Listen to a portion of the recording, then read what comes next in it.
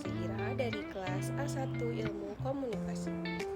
Kali ini, saya ingin mengajak teman-teman untuk berdiskusi tentang topik yang terasa semakin dekat dengan kehidupan kita, yaitu kondisi ekonomi Indonesia pasca pemilu 2024. Pemilu telah usai, kita sudah memiliki pemimpin baru.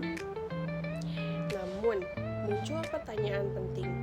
Apakah janji-janji yang digaungkan selama kampanye mulai terasa dampaknya? Atau justru masih jauh dari kenyataan? Jika kita mengingat kembali masa kampanye, banyak sekali janji yang disampaikan kepada publik.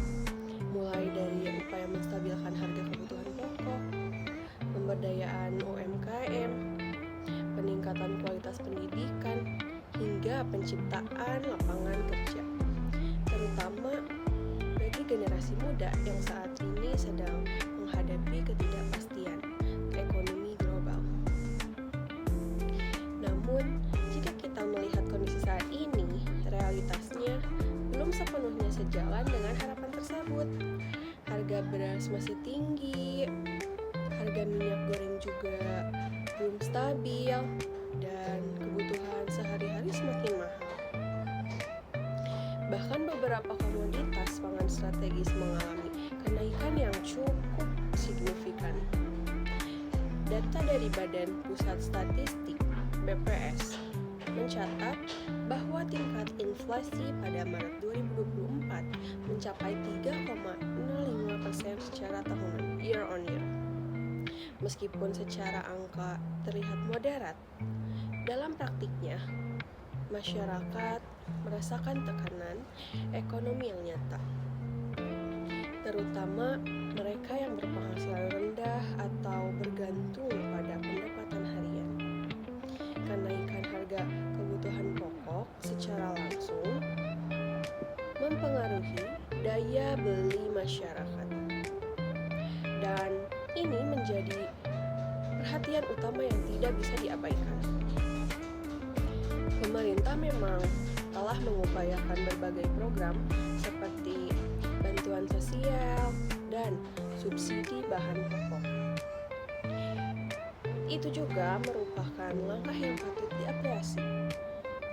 Namun, di lapangan seringkali terjadi masalah dalam pelaksanaannya, seperti distribusi bantuan yang terlambat, tidak merata, atau bahkan tidak tepat sasaran. Akibatnya, tujuan awal dari program-program tersebut tidak sepenuhnya tercapai. Selain itu, isu ketenagakerjaan pun masih menjadi tantangan besar. Banyak lulusan baru yang masih kesulitan memperoleh pekerjaan tetap. Di tengah gempuran otomatisasi dan perkembangan teknologi, banyak pekerjaan konvensional yang hilang. Namun belum cukup banyak lapangan kerja baru yang tercipta sebagai gantinya.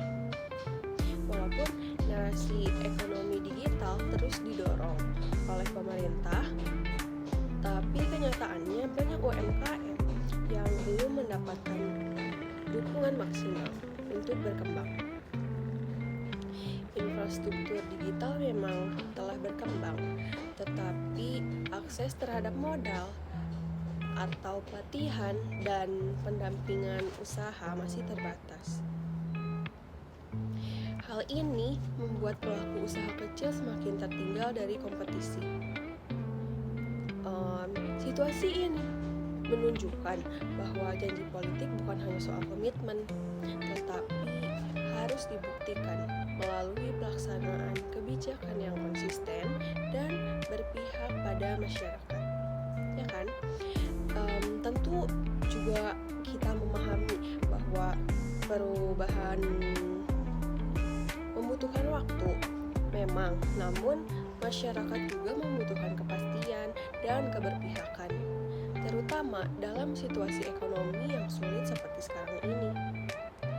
Menurut saya, saat ini pemerintahan perlu benar-benar fokus pada hal-hal mendasar yang menyentuh langsung kehidupan rakyat. seperti pembangunan jalan tol dan proyek besar lainnya. Memang penting untuk jangka panjang, tetapi jangan sampai melupakan kebutuhan dasar masyarakat seperti akses pangan murah, dukungan kepada usaha kecil, dan jaminan sosial yang merata. Sebagai mahasiswa, kita memiliki peran penting untuk terus mengawal isu-isu ini. Tidak hanya sebagai pengamat, tetapi juga sebagai suara kritis yang mengingatkan dan mendorong perubahan.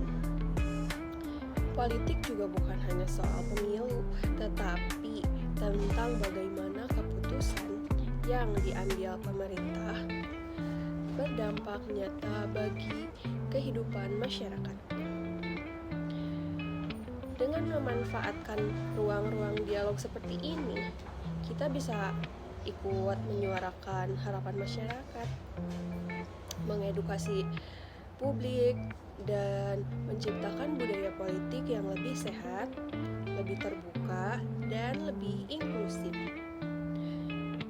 Terima kasih telah menyimak podcast ini. Semoga kita semua menjadi generasi yang lebih sadar, lebih kritis, dan peduli terhadap kondisi bangsa. Mari kita terus bergerak, berpikir, dan bersuara demi masa depan Indonesia yang lebih baik. Sampai jumpa di episode berikutnya.